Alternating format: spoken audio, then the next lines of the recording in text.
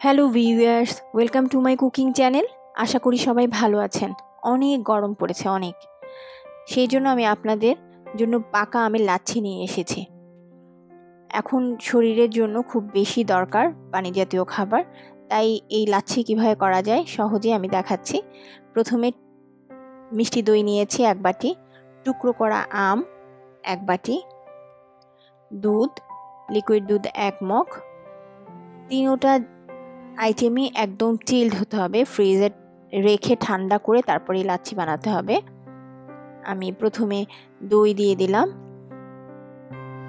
একদম ঠান্ডা আমের টুকরোগুলো দিয়ে দিলাম, পাকা আম।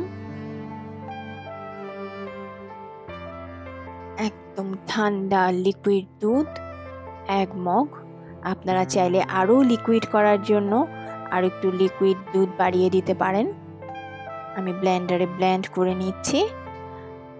টক দই দিয়েও কিন্তু করা যাবে এই লাচ্ছি, আপনারা চাইলে চিনি দিয়ে নিতে পারেন, কোনো সমস্যা নেই। আমি চিনিটা অ্যাভয়েড করি, সেই জন্য আমি মিষ্টি দই দিয়ে করেছি। দেখুন কি সুন্দর লাগছে, আমার লাচ্ছি হয়ে গেছে, খুবই মজা হয়েছে। একটু ডেকোরেট করেছি, দেখতে অনেক সুন্দর লাগছে। অবশ্যই আপনারা বাসায় একটু ডেকোরেট করে বাসার পরিবারের সবাইকে দিবেন, খুব মজা করে খাবে আমি আশা করি।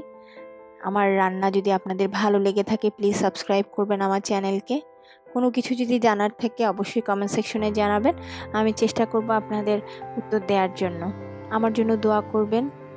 ভালো থাকবেন সবাই। আল্লাহ হাফেজ।